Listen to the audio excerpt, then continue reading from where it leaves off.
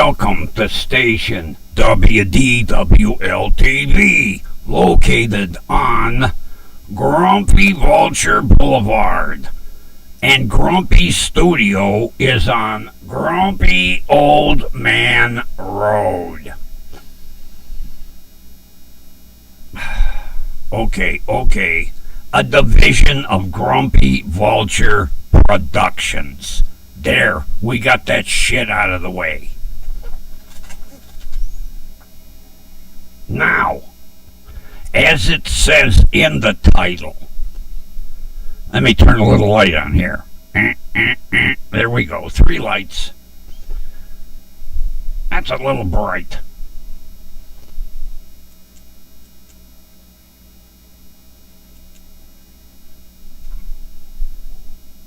I keep forgetting I have to manually adjust these lights in the studio.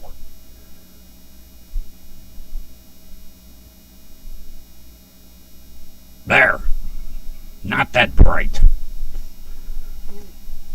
Today, Grumpy met his new oncologist. Yeah, pisses me off. I no sooner get comfortable with a doctor and they get lured away. You know, these hospitals. They see a good doctor and they say, hey, come with us.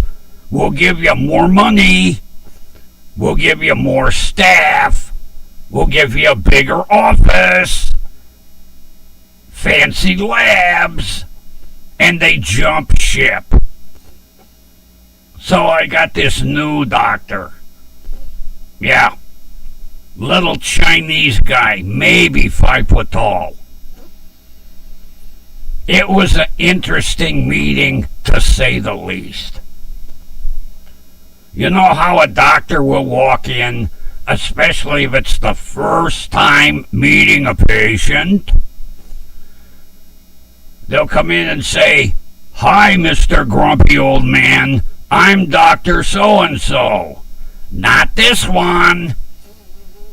He walked in and he said, are you Mr. Grumpy Old Man? I said, yes. He said, quit smoking. Interesting name for a doctor. It must be the Chinese to American conversion. He's Dr. Quit Smoking. Although, I did a no-no. I forgot to take my cigarettes out of my pocket.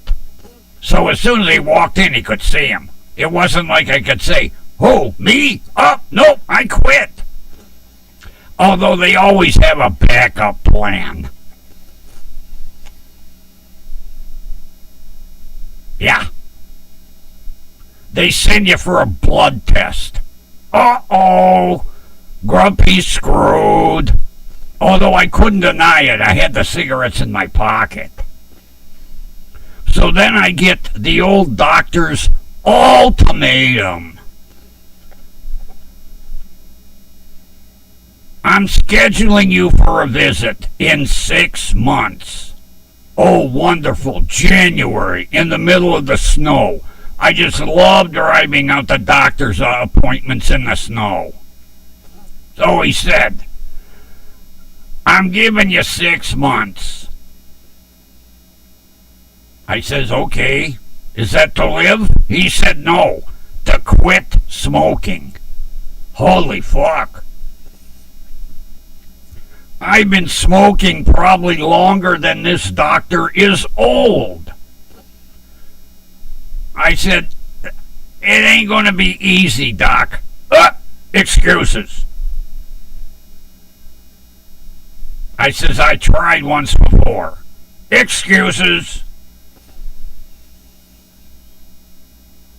I said, I even went as far as trying that voodoo shit, that chant something, you know, chanting pricks or something like that.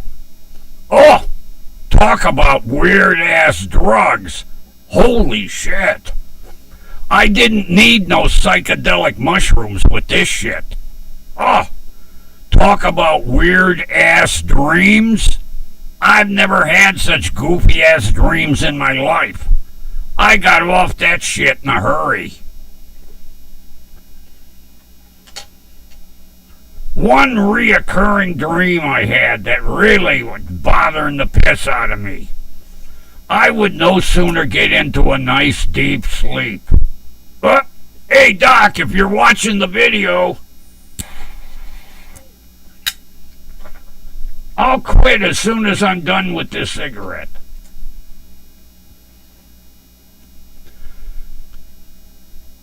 I would get into a nice deep sleep. Of course, that was before the damn, chemotherapy and then the stinking fucking insomnia. And all of a sudden, I would be dreaming I'm falling off a cliff. And this was no little small cliff. I'd be falling and falling and falling like I fell out of an aircraft, at 35,000 feet. And then I'd wake up and I'd be like, oh, my bed caught me and saved me from dying in the ocean. Then another one I would have. I'd be on fire. Well, not me personally. I'd be in the middle of a fire. The first night I had the fire dream, I woke up and I doused myself with my cup of ice water that I keep next to the bed. Oh, that was just fucking wonderful. Then I couldn't get back to sleep because everything was soaking wet. Mattress, blankets, everything. I got off that chanting prick stuff really quick.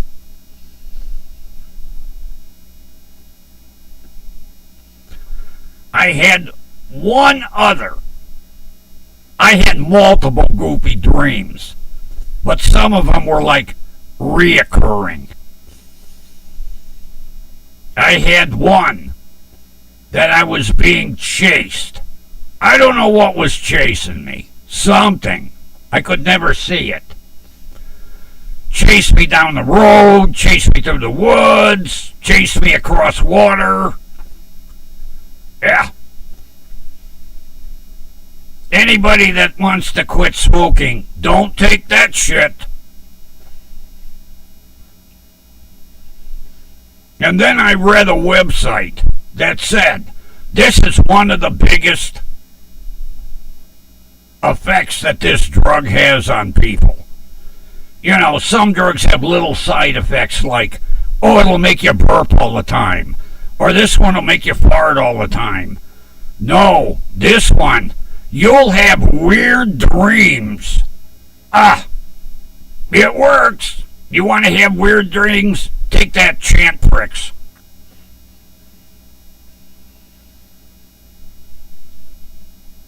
So the doctor said, it's willpower.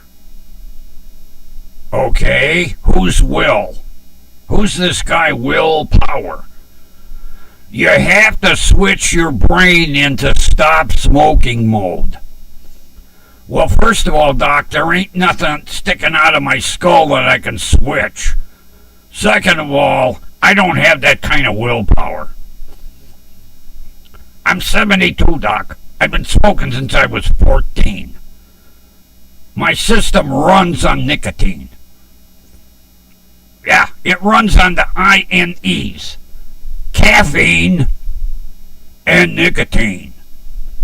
Without these two, Grumpy's dead.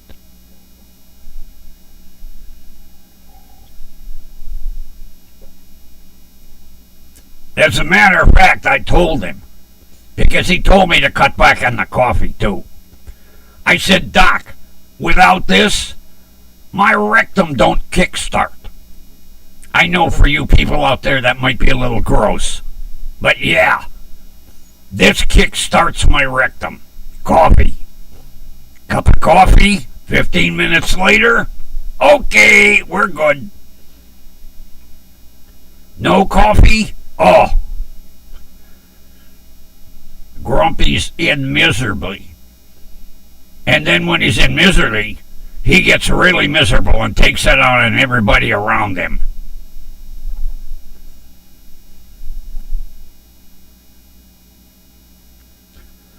You know, it's that constant impatient stuff. So it's kind of hard to cut back on the two things that keep me going. I said, quit smoking. You're trying to kill me? He said, the cigarettes are trying to kill you. I says, no, they've been keeping me going for 72 years. Well, not 72. 72 minus 14. Do the math. I'm not good at it. I don't have my calculator. He says, 14? How are you getting cigarettes at 14? I says, Doc, we're talking back in the 50s and 60s. You could get cigarettes anywhere. They had vending machines. Yeah. For all you people out there, back in the day, we had cigarette vending machines. They were all over the place. In bars, in restaurants, in the lobby of hotels. Yeah. If a kid had enough change, he got himself a pack. And then whoever got the pack shared them. Because a lot of times your friends didn't have enough money. But you assigned everybody, okay, tomorrow you have to get the cigarettes. And tomorrow, after the day after that, you got to get them. That way one person didn't get stuck. But it was easy. Vending machines were everywhere. Walk in a gas station, vending machine right there.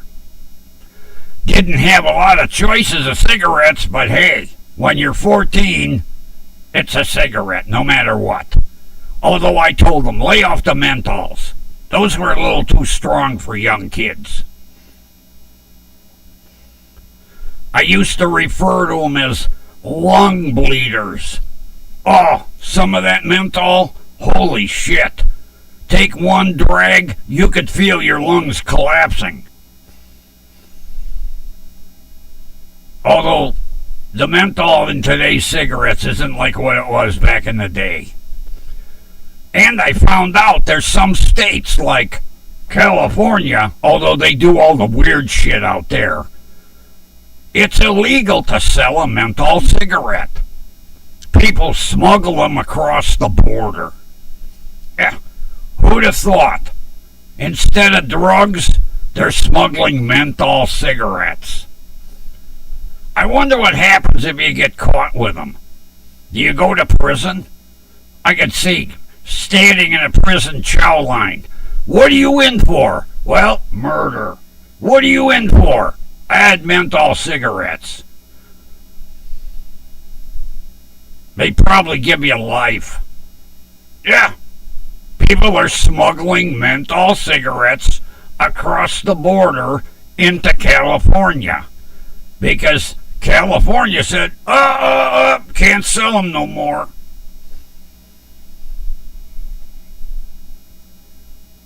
I could see it. 2 o'clock in the morning in an alley. Police drive by. Hey, is that a drug deal? No, I'm buying menthol cigarettes. Okay. Don't do it no more. Yeah. People smuggling menthol cigarettes into California. How ridiculous. You can smoke a regular cigarette, but you can't smoke menthol.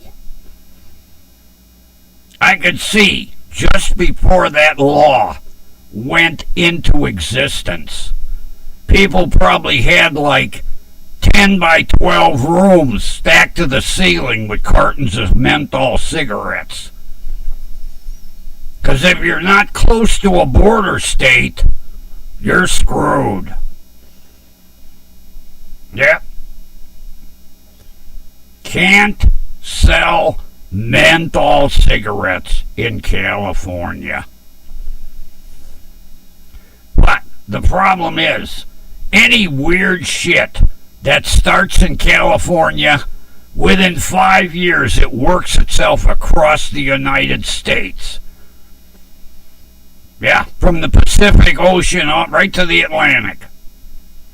Sooner or later, you won't be able to buy them in Ohio, I bet. That's okay. I don't smoke menthol. So now Grumpy has to come up with some kind of formulated plan. Like probably what I'll do. Don't tell the doctor. I'll quit like the first week of December. Then I'll go to my appointment in January. He'll do the blood test and go, "Hey, congratulations, you quit smoking." And as soon as I come out of his office, I'll light up in the parking lot. Because I got 6-month visits. So that means I would have to stop quit in June for my July appointment. Because the damn blood test will give me away. And I can't sneak somebody else in to take the test for me.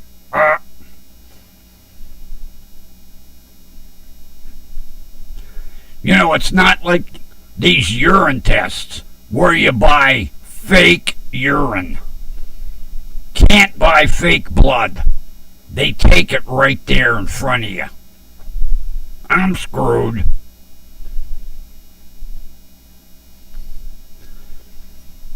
I tried to tell him, it ain't easy. My system needs nicotine. He says, no, it don't.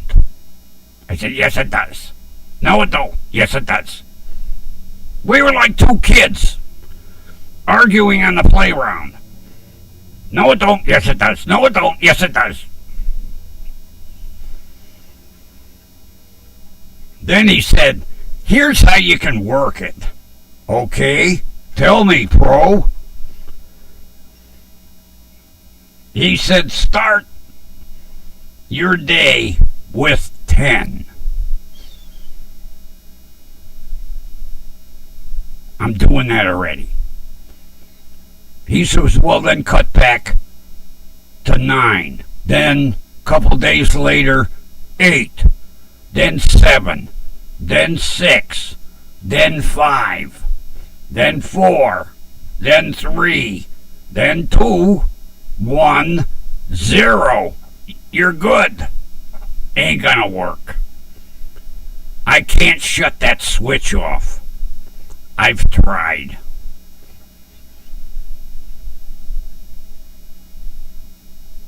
So, I can see me and Doc aren't really going to get along too well. And then, as if I'm not going through enough bullshit, he said, oh, by the way, I hate these by the ways. He said, you got to schedule yourself for an MRI. I said, okay. He said, I didn't finish. With contrast. Holy fuck, here we go. A needle. See, Grumpy's got trypanophobia. Gargle it.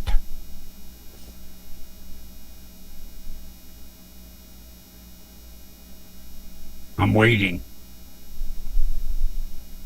You should have it gargled by now. You know what it is? Okay, now that you got it gargled. So he says to me, with contrast. Contrast means a needle. So I'm going to get tortured. I said, I just had a CT done. Well, it's not clear. Then wipe the lens on the machine. It's not clear. So I gotta go in and get my head done again. Although, It's not bad in that tube for that, because you just go in a foot. Not when you got to do the whole body. It's not like I'm claustrophobic, but there ain't a lot of room in that round tube. It's like going into a sewer.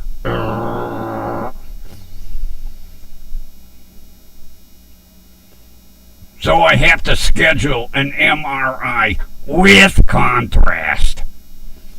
Wonderful. So I was getting ready to leave.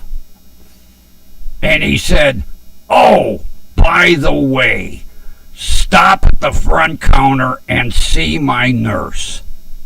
Okay. So I stop at the front counter and I said, "Doc wanted me to see his nurse." So his nurse comes around the corner with his laptop.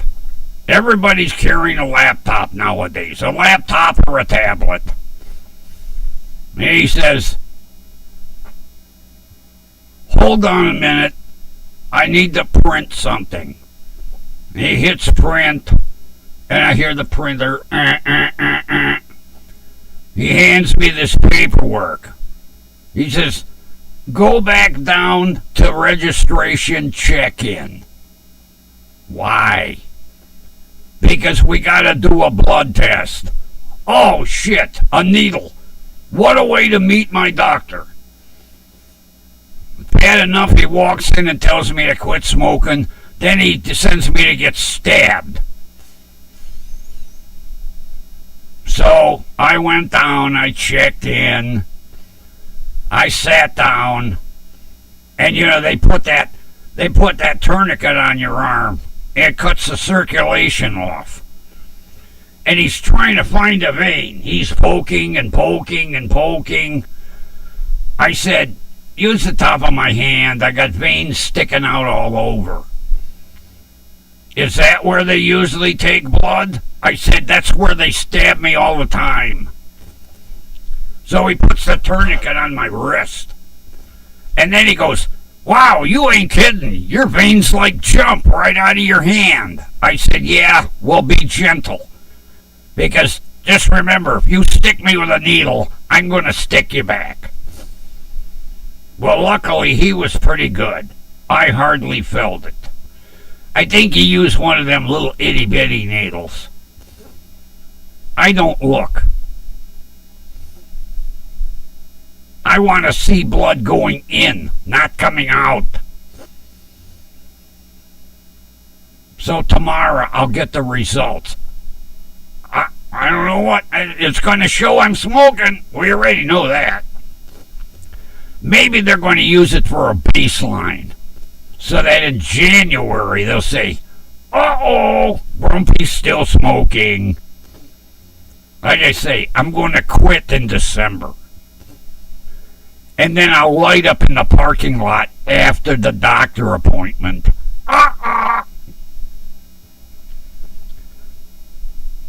And with that, what are we going to end with today? Let's see. What did we do yesterday?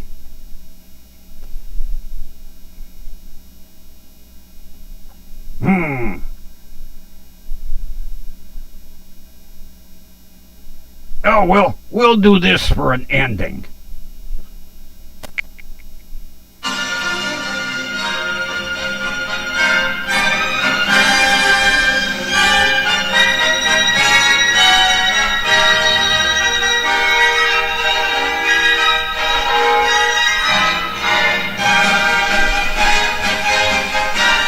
Oh, the days of the big bands.